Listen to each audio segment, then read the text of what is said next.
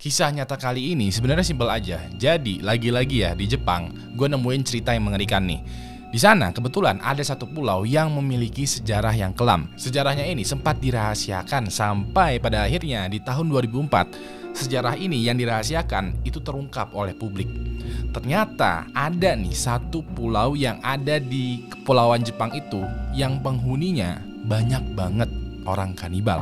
Nah, sebelum kita masuk ke dalam ceritanya, hai semua, nama gue Ewing dan jangan lupa untuk subscribe dan nyalain notifikasinya dulu nih. Lalu sebarkan video ini ke semua teman-teman lo yang sekiranya suka cerita mengerikan berdasarkan kisah nyata. Kalau udah siap, langsung aja kita mulai kisah nyata untuk mengerikan episode kali ini. Jadi ada pulau di Jepang yang bernama Pulau Chichijima atau sebelumnya dikenal sebagai Pulau Pil. Kalau di peta ya, Pulau Chichijima itu berletak sekitaran 240 km di utara Iwo Jima. Pulau ini membentuk pegunungan yang ditutupi sama hutan subtropis, pantai pasir putih, dan tebing berbatu curam. Keterpencilan dan keindahan alam dari hutan dan lautan biru yang dalam dikombinasikan dengan karakter pulau yang santai menjadikan Pulau Chichijima adalah tempat yang sempurna untuk liburan.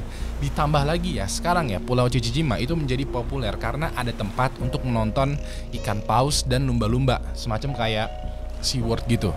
Selain itu juga Pulau Chichijima ini sering didatangin turis untuk berenang di pinggir pantai. Pokoknya enak lah, kayak Bali gitu, tapi ada di pesisir lautan Jepang. Walaupun begitu, tahu nggak sih kalau pulau ini sempat dirahasiakan karena mempunyai sejarah yang mengerikan.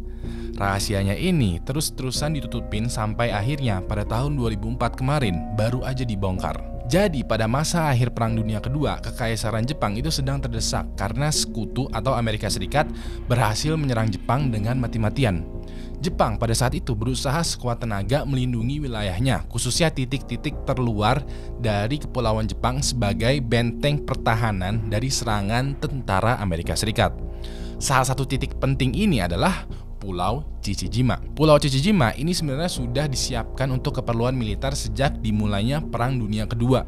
Selama Perang Dunia Kedua berlangsung, pulau ini dijadikan pangkalan pesawat militer Kekaisaran Jepang dan juga pusat komunikasi radio jarak jauh. Di Pulau Chichijima bahkan dibangun 2 menara kontrol di puncak gunung yang ada di pulau itu. Hal ini dilakukan karena Jepang itu udah khawatir nih dengan serangan Amerika Serikat yang semakin lama semakin menguat. Amerika Serikat pada saat itu ingin menaklukkan Pulau Chichijima. Amerika Serikat ini kayak mempunyai rencana tuh untuk ngebom 2 menara kontrol yang ada di puncak gunung Chichijima. Kalau Amerika Serikat berhasil ngebom 2 menara kontrol ini, otomatis komunikasi militer dari tentara Jepang itu bakalan kacau dan kekuatan tempur Jepang bakalan melemah. Di satu sisi lain, Amerika Serikat ini paham betul kalau Chichijima itu punya kekuatan pertahanan militer yang kuat. Pulau Chichijima ini dibentengi oleh 25.000 tentara Jepang bersenjata lengkap dan juga senjata amfibi yang canggih yang bisa menyerang pesawat, kapal laut, dan juga tentara Amerika Serikat. Pada bulan Juni tahun 1944, Amerika Serikat itu memutuskan untuk menyerang Pulau Chichijima. Amerika Serikat pada saat itu agak nekat nih ya. Jadi Amerika Serikat itu mengirimkan pesawat tempurnya beserta pilotnya untuk ngebom 2 menara kontrol yang ada di puncak gunung Pulau Chichijima. Hebatnya, Jepang terus melawan pesawat ini dengan sengit menggunakan senjata amfibi yang canggih. Alhasil, Jepang berhasil melindungi menara kontrolnya dari serangan Amerika Serikat. Peristiwa ini menjadikan Amerika Serikat untuk membuat ulang strateginya. Lalu pada tanggal 2 September tahun 1944, Amerika merencanakan serangan lagi ke Pulau Chichijima. Salah satu pilot muda yang masih berusia 20 tahun bernama George ditugaskan secara khusus dalam misi ini. Ia merupakan pilot termuda yang dimiliki Angkatan Laut Amerika Serikat pada saat itu. Muda bukan berarti tidak pengalaman loh. George merupakan pilot pesawat tempur hebat yang sudah beberapa kali ditugaskan ke dalam misi khusus dalam perang. Pagi hari pukul 7.15 ya, George bersama krunya, seorang operator radio bernama Dell dan sniper jitu ya bernama Ted, itu lepas landas dari kapal induk Amerika Serikat. George dan krunya ini terbang bersama dengan lusinan pesawat tempur lainnya. Ia segera menaikkan pesawatnya ke ketinggian 2.500 meter supaya bisa terhindar dari senjata amfibinya Jepang. Pada saat itu ya, George mempunyai misi yang detailnya adalah dia diharuskan terjun dari pesawat menuju laut, lalu menyelam ke dalam laut dan memasang bom di sekitaran Pulau Chichijima. Begitu sudah terpasang, George mesti menyelam lagi ke dalam laut dan keluar Pulau Chichijima menggunakan skoci kecil yang ada di pesawat tempur. Pas George udah ada di sekitaran Pulau Chichijima nih ya, George tuh mau terjun, tapi senjata amfibi milik Jepang ini itu berhasil menembak pelurunya ke pesawatnya George. Otomatis pesawatnya George itu menjadi terbang dengan tidak stabil. Walaupun begitu, George memutuskan untuk tetap menyelesaikan misi bagaimanapun caranya. George pada momen itu mau nggak mau ya mengubah strateginya.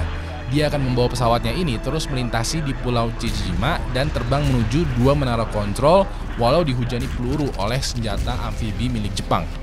Lalu dia memerintahkan Ted dan juga Dale, temannya ini ya, yang duduk di belakangnya untuk tetap bertahan di pesawat yang udah terbakar sambil juga memberikan support.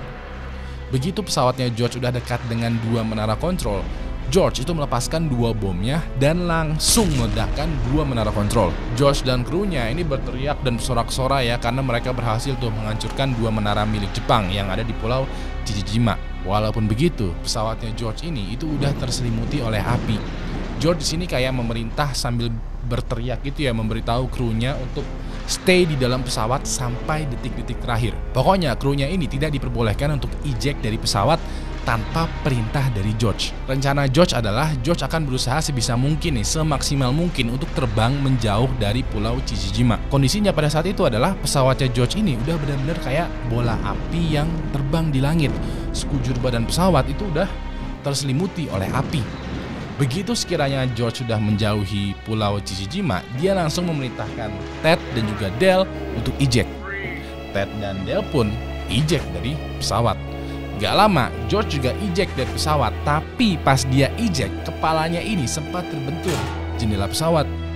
George sempat melayang tuh ya, terjatuh di udara tanpa kendali untuk beberapa saat, tapi dia sadar dan dia langsung menarik tali parasut dan mendarat dengan selamat di lautan. Pas George mengapung di permukaan laut nih ya, dia sempat melihat pesawatnya ini masih mengudara gitu tanpa terkendali dan ujung-ujungnya dimakan api lalu terjatuh di lautan yang agak jauh. Setelah itu George langsung siaga lagi ya, karena dia mesti mencari tahu nih keberadaan krunya si Ted dan Dale. George di sini melihat ke kanan kiri, pokoknya kayak sekitarannya, dan mulai itu berteriak memanggil nama Ted dan juga Dale. Tapi tidak ada nih jawaban dari Ted dan Dale. Di sini George merasa bersalah karena besar kemungkinan Ted dan Dale, teman-temannya ini, tidak selamat dari jatuhnya pesawat. Pas dia lagi meratapi kenyataan dan rasa bersalahnya ya, tiba-tiba dari kejauhan dia melihat perahu tentara Jepang itu dengan cepat melaju ke arah dirinya. George sadar kalau dia nggak berenang menjauh dari perahu Jepang ini, ya, si George ini bakalan ditangkap sama tentara Jepang. Ya udah deh, dengan sekuat tenaga George berenang di tengah lautan berusaha menjauhi perahu tentara Jepang. Di satu sisi George sadar, nggak mungkin lah ya gue bisa berenang menjauh dari perahu tentara Jepang ini. Lah, orang mereka aja mengejar gua pakai perahu, sedangkan gua berenang pakai tangan dan kaki doang. George yang udah kelelahan ini udah mulai pasrah ya, karena dia yakin dia bakalan ditangkap oleh tentara Jepang. Pas dia udah pasrah gini, tiba-tiba di atas kepalanya itu muncul pesawat Amerika yang melaju dengan cepat dan langsung menembaki perahu tentara Jepang. Di sini George berpikiran, anjir lah, gua hoki banget nih. Dengan semangat dan stamina yang tiba-tiba muncul lagi ya, George akhirnya berenang menjauhi perahu tentara Jepang yang sedang sibuk tuh dengan pesawat Amerika Serikat. George terus-terusan berenang menjauhi perahu Jepang dan menjauhi Pulau Chichijima sampai akhirnya George benar-benar kecapean dan staminanya habis. George pun mengapung aja tuh di tengah laut yang dia sendiri nggak tahu mau ngapain lagi nih. Tiba-tiba pas dia lagi mengapung gini ya, dia melihat di depan matanya persis ada kapal selam yang besar yang muncul di permukaan laut. Ternyata kapal selamnya ini adalah milik tentara Amerika Serikat. George ini langsung melambaikan tangan dan secara singkat ya, George berhasil diselamatkan. Walaupun George berhasil menjalankan misinya dan juga berhasil diselamatkan, ada 8 tentara Amerika Serikat yang mempunyai misi yang sama dengan George mengalami nasib yang sangat buruk. Ketika 8 tentara Amerika Serikat ini terjun dari pesawat, pas mereka mendarat di laut, mereka itu ternyata berhasil ditangkap oleh tentara Jepang. Nasib ke-8 tentara Amerika Serikat ini sangatlah buruk, sangatlah tragis, sangatlah mengerikan, sangatlah disturbing, sampai-sampai pihak Amerika Serikat itu merahasiakan nasibnya. Barulah di tahun 2004 kemarin, pihak tentara Amerika Serikat menceritakan dengan detail apa yang sebenarnya terjadi dengan 8 tentaranya. Jadi pada tahun 2004 ada sebuah dokumen rahasia yang berisi transkrip dari pengadilan kejahatan perang Jepang pasca Perang Dunia II yang berhasil ditemukan. Menurut The Telegraph, seorang penulis sejarah bernama James Bradley dalam bukunya yang berjudul Flyboys, itu dia kayak mengemukakan kengerian dan kesadisan penyiksaan yang dialamin 8 tentara Amerika Serikat di Pulau Chichijima. 8 tentara ini kan ditangkap nih ya sama perahu tentara Jepang. Nah, setelah ditangkap, mereka dibawa kembali tuh ke Pulau Chichijima oleh tentara Jepang. Dengan niatan dan motivasi dendam kepada tentara Amerika ya, tentara Jepang yang ada di Pulau Chichijima ini udah geram nih, ingin kayak membalaskan dendamnya kepada tentara Amerika Serikat. 24 jam setelah peristiwa penangkapan, salah satu komandan perang Jepang itu kayak memanggil 1 dari 8 tentara Amerika Serikat yang menjadi tahanannya. Tentara Amerika Serikatnya ini kebetulan itu bernama Marv Merson. Marv lalu diperintahkan tuh untuk berjalan ke tengah lapangan di pusat militer Pulau Chichijima.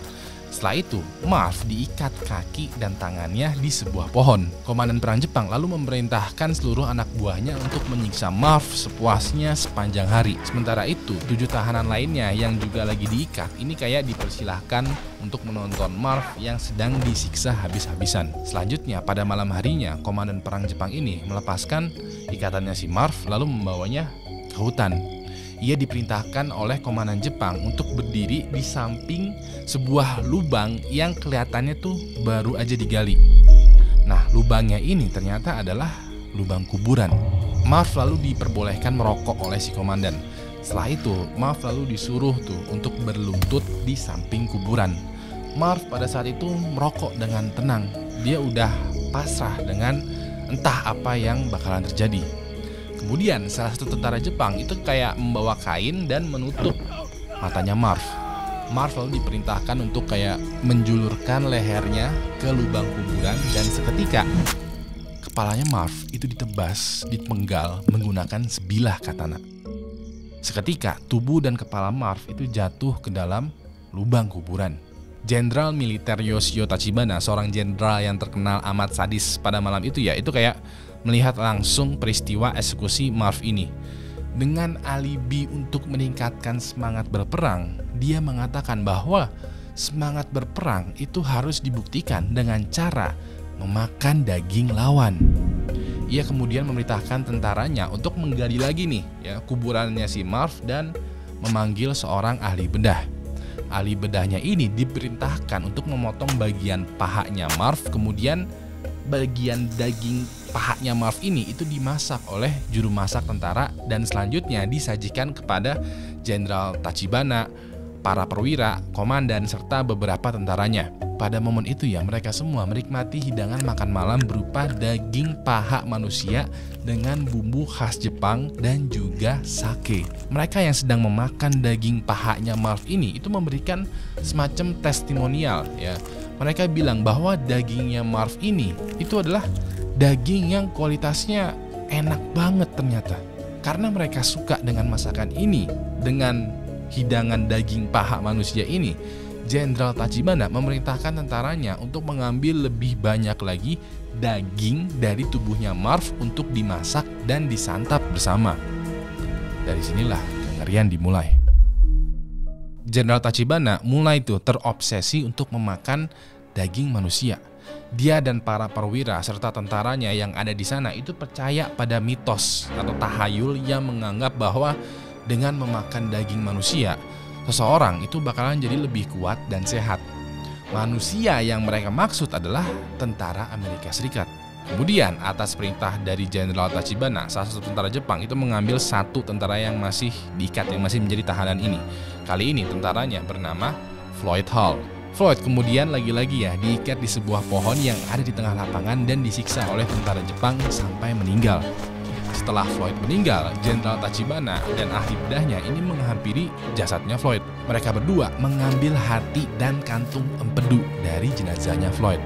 Mereka lalu memasukkan hati dan kantung empedunya itu ke dalam sebuah plastik untuk diawetkan. Seluruh peristiwa ini, seluruh peristiwa mutilasi, pembunuhan, dan penyiksaan ini disaksikan oleh sisa 6 tentara Amerika Serikat yang menjadi tahanan. Selanjutnya, Jenderal Tachibana itu mengambil satu dari 6 tentara yang tersisa. Kali ini yang diambil adalah tentara Amerika Serikat yang bernama Warren Earl. Warren pada saat itu tahu nih apa yang bakalan terjadi terhadap dirinya. Dia nggak mau nih mati dengan cara disiksa dulu perlahan, setelah itu dipotong, dimutilasi, dimasak untuk dimakan sama tentara Jepang. Oleh karena itu Warren langsung memberontak sebisa mungkin ketika sedang diseret nih sama tentara Jepang. Warren terus-terusan tuh memberikan perlawanan. Dia bahkan juga kayak ngasih lehernya nih kepada tentara Jepang supaya kayak gue meninggalnya dipenggal aja lah, nggak usah disiksa. Pokoknya gue nggak mau disiksa, gue maunya dipenggal aja. Karena perlawanan Warren ini cukup membuat tentara Jepang repot dan semakin geram salah satu tentara itu ada yang langsung tuh mengeluarkan katananya dan langsung menebas kepalanya Warren. Seketika sekujur tubuhnya Warren ini penuh dengan darah dan dia meninggal karena ditebas. Walaupun begitu, si ahli bedah yang diutus sama Jenderal Tachibana ini langsung dengan cepat memotong tubuhnya Warren. Dia memotong kaki dan tangannya menjadi bagian kecil dan juga mengambil hati dan kantong empedunya Warren. Lagi-lagi satu tentara Amerika itu dimutilasi dan dijadikan bahan makanan oleh tentara Jepang. Sekarang yang tersisa ini kan ada 5 tentara Amerika Serikat yang menjadi tahanan. Nah, untuk beberapa hari ke depan, satu persatu dari mereka ini dibunuh dengan cara disiksa, diambil hati dan empedunya, dan dagingnya mereka itu dimasak untuk menjadi olahan makanan. Yang paling parah adalah 2 tentara terakhir nih yang menjadi tahanan ini itu tidak dibunuh dulu lalu dimutilasi. Enggak cuy, mereka berdua itu dimutilasi dulu sedemikian rupa supaya pas proses mutilasinya ini mereka semua itu masih hidup. Setelah itu secara perlahan secara bertahap gitu, daging-daging mereka itu diambil dan dimasak. Mereka kayak dipaksa untuk melihat dirinya dimutilasi, dan dari dagingnya ini itu kayak pada dimakanin di depan matanya mereka. Menurut Tachibana, hal ini dilakukan agar dagingnya itu tetap fresh. Nah, seluruh peristiwa ini terekam jelas dengan detail dalam kesaksian Jenderal Tachibana dan juga bukunya James Bradley tadi. Pada akhirnya, setelah Perang Dunia Kedua telah usai, Jenderal Tachibana ini ditangkap dan dimasukkan ke dalam pengadilan militer. Hasilnya adalah Jenderal Tachibana mendapatkan hukuman mati secara digantung karena telah melakukan kejahatan perang. Setelah itu, Jenderal Tachibana itu dikubur di kuburan tanpa batu nisan di Kepulauan Guam. Beberapa bawahan dari Jenderal Tachibana seperti si dokter bedah dan juga tentara lainnya itu mendapatkan hukuman penjara seumur hidup. Sementara itu, George H.W. Bush, George H.W. Bush yang gua ceritain di awal yang tadi terbang di pesawat, itu sekarang menjadi pahlawan perang dan berkampanye. Hasil dari kampanyenya adalah dia diangkat menjadi Presiden Amerika Serikat yang ke-41. Anaknya George yang bernama George W. Bush ini juga menjadi Presiden Amerika Serikat yang ke-43. Pas George menanyakan ke ayahnya mengenai pendapat beliau tentang cerita tadi ayahnya ini lebih sering diam, menunduk dan kayak menggelengkan kepala. Perang Dunia II kemarin itu benar-benar melukai hati dan juga mentalnya setiap kali George mengingatnya kembali. So, itu tadi adalah kasus kisah nyata mengerikan dari sebuah pulau yang ada di Jepang yang penuh dengan kanibal. Buat lo yang sekiranya masih butuh asupan horor, langsung aja klik video yang ada di sebelah kanan layar ini. Ini ada banyak banget video-video horor yang udah gue buat. Kalau sekiranya lo menemukan emoji rahasia di dalam video ini, langsung aja tulis di kolom komentar detiknya keberapa dan juga menitnya keberapa. Orang yang pertama yang nemuin itu bakalan gue pin di kolom komentar. Kasih gue jempol ke atas kalau menyukai video ini, dan kasih gue jempol ke bawah kalau menganggap video ini membosankan. Terakhir, nama gue Ewing dan sampai jumpa lagi di cerita True Crime selanjutnya. Good night.